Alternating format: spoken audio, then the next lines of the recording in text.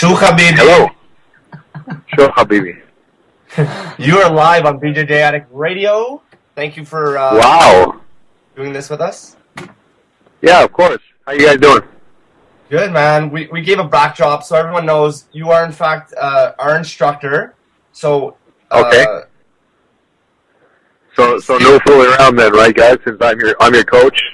That's right. We told everyone you're the one that teaches jiu-jitsu, so it's on you if we look like crap out there. Great. No pressure. So can you just let people know your name, the city you live in, and obviously the school you train at, and who's the affiliate for jiu-jitsu? My name is Nabil Khatib. Nabil the Thrill, they call me. And I train under Robert Drysdale. And my school is Team Bushido MMA Fitness Center in Ottawa. For those that don't know, what does Bushido mean? Bushido is basically the code of the samurai. If you break it down into different syllables or different characters, it's Bu-Shi-Do, which is basically means the way of the military way. The warrior. When you put the word together, it basically means that it's like a code of ethics or a set of rules that the samurai used to train by or work by or fight by. So that's what the word Bushido means. It's a matter of self-respect and passing on knowledge to others and that kind of thing. Hello, this is Jerr. Hello, Jerr. I'm one of your students. Yes, I know who you are. Okay, just making sure. Yes, I know both you guys, and I love you both very much. Thank you. It's mutual. I love you too. How did you get into the sport of jiu-jitsu? It's kind of a funny story. I used to be a chef. I was a chef for a long time, literally 15 years, and like a lot of people when they were kids, they like Bruce Lee. In my era anyway, they like Bruce Lee and martial arts on TV, that kind of thing. And I've always wanted to learn martial arts, but never had the opportunity to train because my parents were old school Lebanese, and just it was all about going to school and learning and nothing more than that. But one day I was settled down with my wife and just starting to have kids, and then one of the guys I worked with at the hotel I worked at said he did jiu-jitsu, and I just I thought it was the right time. I started training with him, and then it was history from there. Did you always have a drive to fight? Because we know you do MMA. For the people that don't, you have done MMA. Or is it something you wanted to test after you acquired your knowledge in martial arts? Yeah, it's kind of funny you say that because it was after I started. Because as a kid, I never really fought. I didn't fight on the street. I was never interested in fighting. It was never my thing.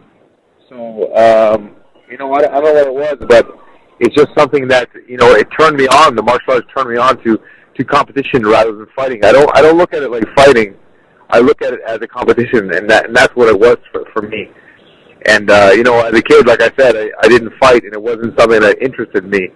But in martial arts, it definitely did interest something that it just flipped my world upside down.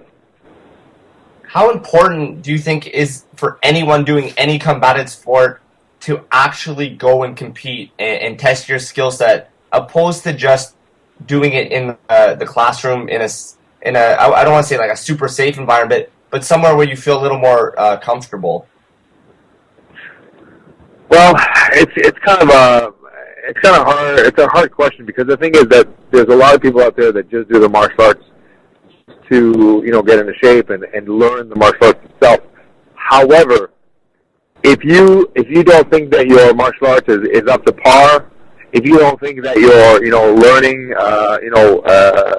at the pace that you want to learn, then competition will definitely raise your knowledge and get you much more experience, and it'll also make you work harder at learning more stuff. So yeah, definitely think the competition will help you in that sense. But like I said, some people are just naturally skilled and physically talented, and they learn very quickly. But in in a situation, where there's somebody else attacking you with strikes, etc., and trying to put you in submissions, that kind of thing, you're going to learn much faster that way. Looking back in your career, what has been the toughest thing that you faced so far? Are you talking about toughest opponent, or just toughest situation? Anything. What's been the toughest thing? Well, I would say my toughest opponent yet was Ryan Ford. And the irony is now that we're friends and we train together. But he was definitely my toughest fight. I didn't win that fight. He beat me up for 3 rounds, but he was just one of the toughest guys I've ever fought. As far as anything else other than fighting, I don't know. I didn't really find anything that difficult. I find myself doing techniques that are difficult, and I find that's one thing I can tell you. It's difficult for me to learn certain skills because I'm not as physically talented as a lot of other people. So that's something I find difficult. Now, do you find that? So, for example, let me give you an example, Jerr. You are physically talented. You have flexibility, and you can do certain things that I can't do. I can show you how to do a lot of things that I can't do, and sometimes that's frustrating. But it's just that's the way you have to sort of understand that that's the way your body is built. That's just the way it is. So that's probably the hardest thing about my training. Nice. What's the best advice someone has ever given you?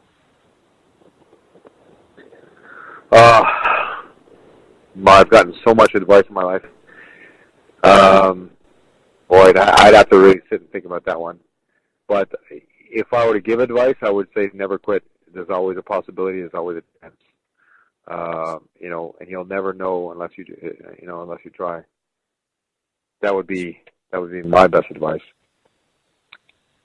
And another thing is you could always make sure that you're comfortable where you're at. If you're uncomfortable where you're at as far as training, then you're never going to excel the way you should. So you always have to have a click. You always have to click with your coaches and with your partners and with the school you're at. If that doesn't, if there's nothing going on in that sense, then you're probably in the wrong place. So. Speaking of never giving up, you seem like a person who's motivated and who doesn't stop. Do you what motivates you to just fight the way you fight? Well, I mean, I'm a goal-oriented person, and whenever I say I'm going to do something, I do it, no matter what it is, and it's just something that makes me feel better about myself. It's something that I learned, the hard way. Maybe from my years of, drug use when I was younger. I had some, drug issues when I was a kid, and I got off the drugs because I said I wanted to get off, and I got off.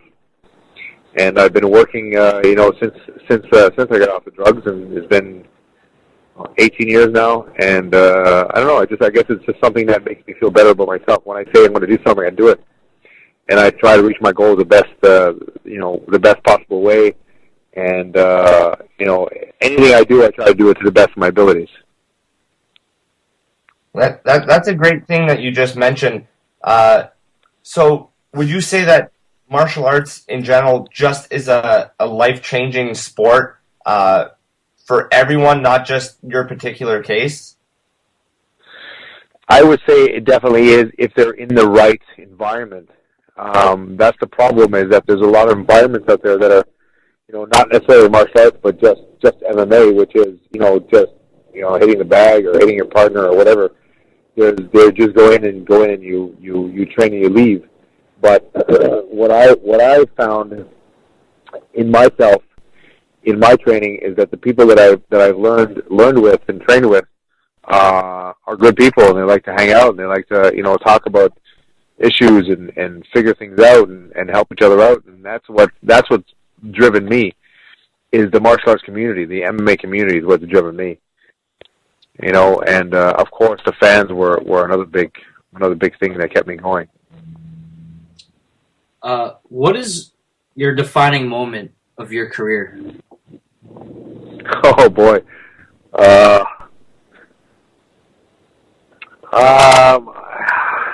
Jeez, that's a hard one. I don't have one. I don't think I had one. I really don't think I had one. I had I had a fun career. It was a lot of fun. I did a lot of things I wanted to do. I missed a couple of goals that I wanted to reach. But I would probably say that making 170 the first time was tough. And my first 170 fight was fighting an experienced UFC fighter, and I ended up winning. So maybe that was my defining moment. Maybe that's where I said, okay, well, I'm in the right place. This is what I want to do. I think opening up Team Bushido was, in my opinion, your defining moment, because I think not only is it helped so many people achieve goals that they didn't think they could reach, but also affect lives positively. Sorry, my English is not that great, Nabil, so.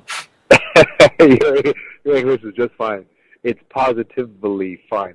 Thank you. I think you're probably right. Yeah, opening up Team Bushido was a big thing for me. And it was a big thing for the community. I think when we opened it up in Rockland, it opened up a lot of people's eyes in martial arts, and that's why I started fighting in Rockland, a small town. And I think you're probably right. I think Team Bushido was a very defining moment. For those that don't know, you run this gym. You're there from morning to night. You had goals that you want to obtain, so that might have held back even some of the just strictly BJJ side, as far as some other people have. They do 6-hour days and just a gi. You have the responsibility of teaching others for probably just the same amount, if not longer. So I was wondering, there obviously is pros and cons, but do you ever regret not being able to maybe put in a 6-hour day of training, or are you content with the fact that you get to help others reach their goals? I'm very happy to be able to help others reach their goal. I don't think that having the club stifled me at all to learn anymore. It's just that I know what my capabilities are. I know what my physical limitations are, and I did as best I could as far as what I with the tools that I had. Sometimes there's just certain limitations that a body has, and I think that's what slowed me down, and that's what stopped me. But I did the proper training. I have some good guys to train with at Drysdale gym in Montreal, and even my gym with you guys. When I train at the gym, you guys give me a very hard time on the ground, and it gives me a good workout. And like I said, I don't think it stopped me at all. It just it actually helps me learn when I teach. Teaching techniques to you guys, it gives me some ideas while I'm teaching. Teaching different people different skills, that everybody is very different. It helps me learn myself as well. What is your favorite part of being an instructor, and why? I think my favorite part of being an instructor is being able to show things that that I've seen and that works for me, and also giving techniques that don't work for me that work for others, and seeing people. And I'll tell you why, is because when I see people do the technique and then they learn it and they do it and they perfect it, and the smile on their face and the glow on their face is just incredible afterwards. I'll give you a perfect example. If I teach an Achilles lock, this class, and the class would roll, and then one of the guys ends up submitting 4 or 5 of his partners with the same lock that we taught during the class. They walk around with this pride, this glow, this sense of achievement that he's learning, and he's actually applying the skills that he's learned, and it's very, very satisfying for me. Nice. What do you actually, are you nervous to put on a black belt in Brazilian Jiu-Jitsu? And 2, what do you expect to be able to do when you are wearing this belt? I